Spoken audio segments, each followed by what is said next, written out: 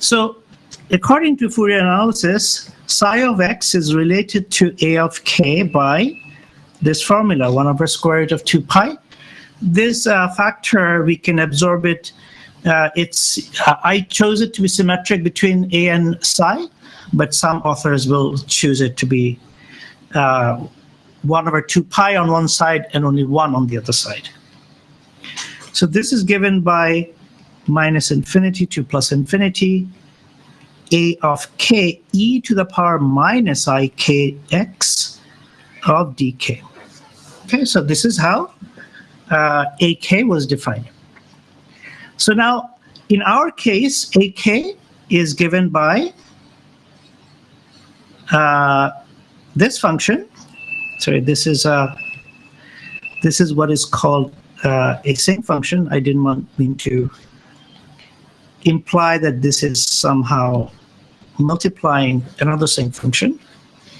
So if I plug in my expression for ak into the expression for psi x, we get 1 over square root of 2 pi and then square root of epsilon by 2 pi, integral from minus infinity to plus infinity, sine of k epsilon by 2 divided by k epsilon by 2 times e to the power minus I kx, and then an integral over k. Now, we can simplify the prefactor, and the prefactor simplifies to 1 over pi square root of epsilon. There's a factor of 2 here, but there's a factor of half here, so they cancel out. And then the sine function, we can express it in terms of exponentials using Euler formula. And the Euler formula tells us that sine is given by e to the power I k epsilon by 2 minus e to the power minus I k epsilon by 2 divided by 2i. And before we had a k here. And this epsilon and this square root of epsilon conspire to give me this 1 over square root of epsilon. So we close the bracket like that. And outside the bracket, we have e to the power minus I kx of d of k. Okay, is that clear what I did here? That I expressed the sign in terms of exponentials? Okay, good. So I'm assuming all of you have seen Euler's formula. And the fact that you can use that to express sine and cosine. So now we can factor out, now we see that we get 2 complex integrals. So let's write them more clearly. So if we factor out the factor of 2 and I, so I take the I to the numerator, so I get a minus sign, and there's 2 pi epsilon square root. And the integral is from minus infinity to plus infinity. So the first integral becomes e to the power I k times epsilon by 2 minus x. And then divided by k. This is the first term. The second term is e to the power minus I k epsilon by 2 plus of x divided by k, close the bracket, dk. Okay, so we are just writing the integral in terms of 2 integrals. And now let's do these integrals separately. So let's do integral number 1. Let's call that I1. And I1 is the integral is this guy. So it's from minus infinity to plus infinity, e to the power I k epsilon by 2 minus x of dk divided by k. Okay. Now we're going to apply Jordan's lemma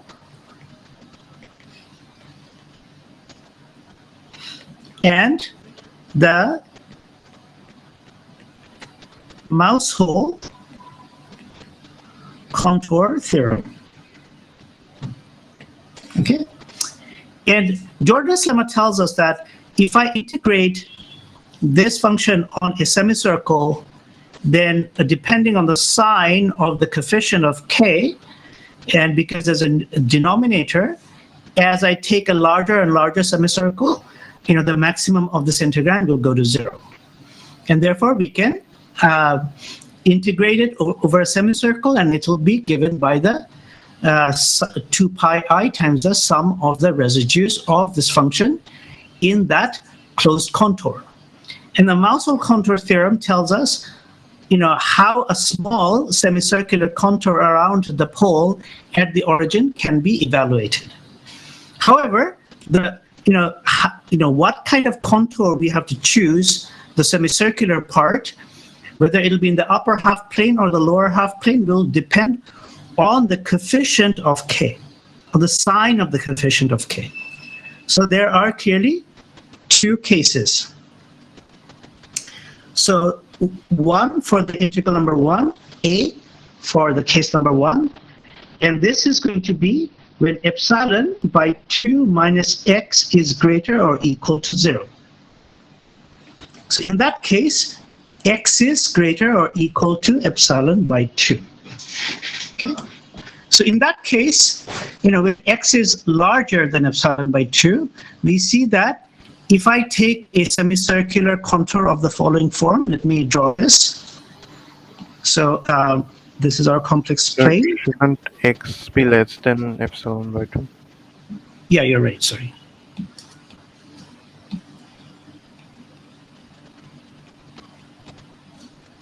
Yeah. So this is our complex plane. Thank you. And we have a pole of the integrand at the origin. So what we do is that we take a contour which consists of a straight part and a small semicircular part. Okay, let me just do this. Okay, this is not working. Let's do this. Oh shit, sorry. Excuse my French. Yeah,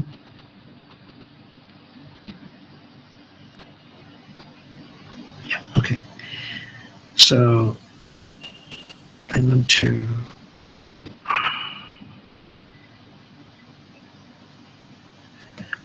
okay.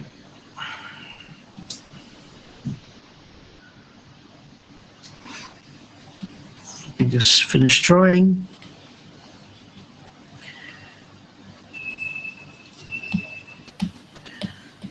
Okay, so this is going to be my contour. It's going to have a straight part, let's call it C1, and we are going to go in that direction, and then there's going to be a small part, let's call it C small r. There's another straight part, let's call it C2, and then another part here, let's call it C big R. And let the radius of the small circle be small r, and the semicircle, and the radius of the big semicircle be big R. Okay? And what Jordan's lemma is telling us is that as R is taken to infinity, the maximum value of the integrand on the, on this semicircle is going to go to 0, because if you can see, this is getting bigger, and the imaginary part of this, of k, is positive. So when this is positive, we get a minus sign here. And so that's exponentially suppressed. And then the integral will be given by the sum of the residues inside the contour. But of course, there are no singularities inside the contour. On the other hand, we can also calculate the contribution from this contour using the Mousel theorem. Okay, so the idea is that. So let's call this whole contour, say gamma. So gamma is C1 plus CR plus C2 plus C big R. And it's important that we are doing this, taking this contour in the counterclockwise sense, okay? So according to Cauchy's residue theorem, if I do a closed contour in the counterclockwise sense, if I take an integral and the integrand is e to the power I k epsilon by 2 minus x divided by k d of k, because there is no contour, there is no residue inside the closed contour, this is equal to 0 because there are no singularities, right? Is this clear why this is 0? So what would happen if we use the clockwise one instead of anti-clockwise? You can minus sign.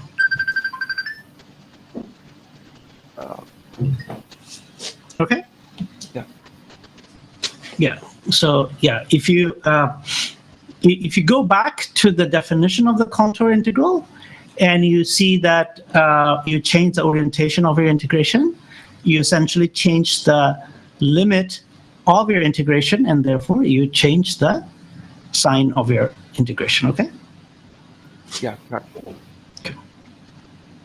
All right. So, however, from the mouse hole contour, is if I take the limit where the radius of the mouse hole goes to 0, C of R, e to the power I, k epsilon by 2 minus x divided by k d of k, then I get minus I pi. The minus sign comes from the fact that the mouse hole contour theorem actually tells us that we should take the contour from the right to the left, but here in that direction. So the integral should go, but here we are taking it in that direction. Okay. So that's why we have this minus sign. And I pi is part of the theorem times 1. 1 is the residue of the integral of the integrand at k equals to 0. So in the first case, this is my result of my integration. Okay, this is I1 in the first case A. Now 1b is when epsilon by 2 minus x is less than 0. That is, this coefficient is negative.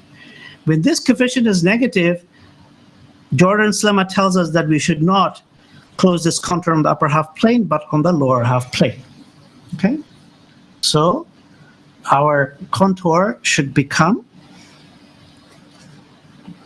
like in the following way. So we have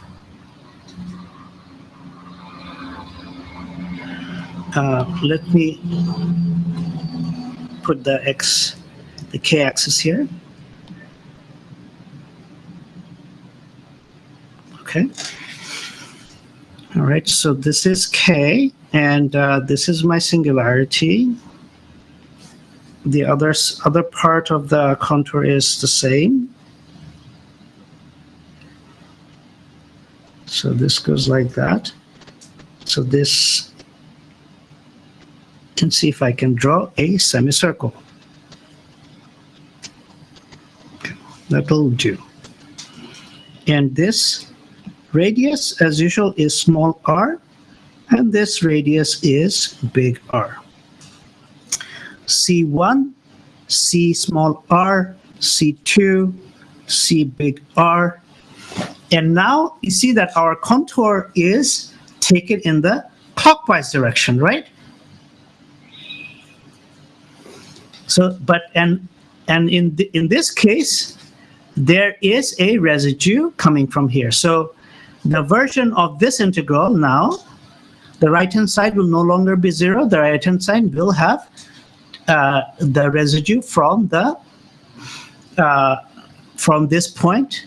And because we are doing it in the clockwise direction, because that means we change the orientation, there would be an extra -1. So we get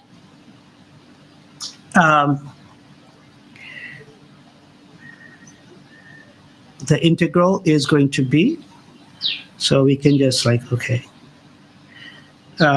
change the orientation, e to the power I k epsilon by 2 minus x over k d of k. Because we changed the orientation, there would be a minus sign, which I write on the right hand side, and there's 2 pi I times the residue, which is 1. Okay, so now let's divide. So this is the new gamma. Now let's divide up the left hand side in the limit where small r goes to 0 and big R goes to infinity. And what we will have is that we will have C1 plus C2, and they will have e to the power I k epsilon by 2 minus x by k d of k. On the right hand side, I have minus 2 pi I, but now I also have the contribution from the Mousel contour, which will be plus I pi I, and this too will give me minus pi I as a result. So as a result, for the second case, I get I1 is this integral. Okay. So now we look at the second integral, I2. What is I2? I2 is minus integral from minus infinity to plus infinity, e to the power minus ik epsilon by 2 plus x divided by k d of k. Okay, so there's an extra minus sign here, there's an extra minus sign here, there's an extra minus sign here. Okay. So we can now redefine k to go to minus k. So here we see there's a factor of k, there's a factor of dk. So the minuses coming from those two factors will cancel out. And these two limits will switch because of this, but that limit can be switched back by absorbing this minus sign. So the limit becomes like this, there's no minus sign. And in the exponential argument, minus k becomes k, so I get ik. Things inside the bracket remain the same. Okay, so I've just massaged it to a form that is better suited for applying the lemmas.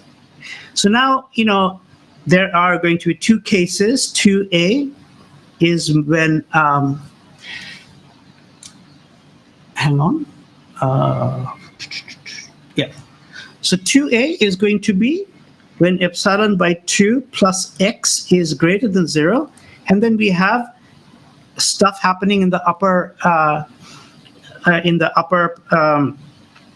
half plane, and x is greater than minus epsilon by 2. So just 1 second, the cat wants to come in.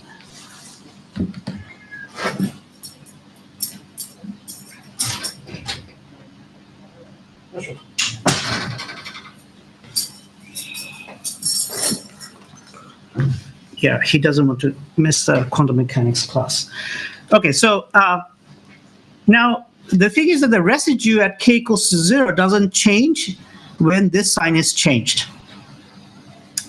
And because, we put k equals to 0 here, so all the other analysis remain exactly the same. So I2 is the same as before. It's I pi, and 2b is a case where epsilon by 2 plus x is less than 0. That means x is less than or equal to epsilon by 2. And then we have the lower half plane. I2 is minus I pi. Okay, so now let's just see what happens. What has happened with all these results? We have to put all these results together. So here on the y-axis are the results of the integrals. And on the x-axis, I am plotting k. I'm sorry, plotting x, not k. Plotting x here. And see that from the first case, we see that when x is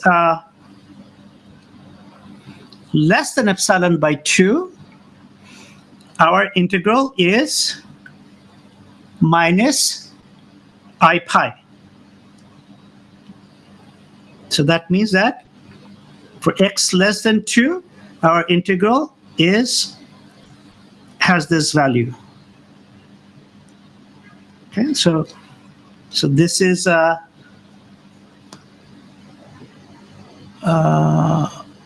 on. Let me see if I make a mistake. This is very sensitive to signs and stuff, so I hope I didn't make a mistake. Yeah, okay. Yeah, the first value is not minus, it's plus, right? Just make sure.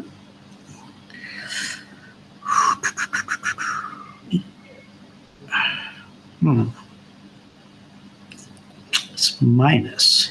Okay.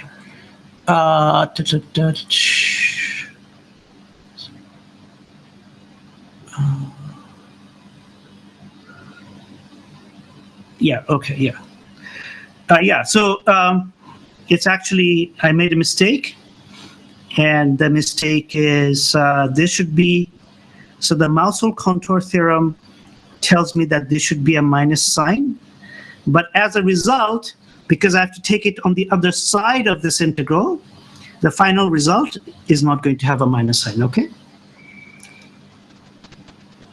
Do you see what I mean? Is that, this one is going to go to 0. CR has a minus sign in it. So when I take it to the other side over here, it's going to pick up another sign. So as a result, it'll be plus I pi. Okay? Okay, so for x less than epsilon by 2. So let's call this epsilon by 2.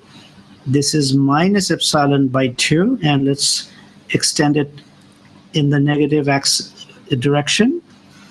So my integral is going to have this value.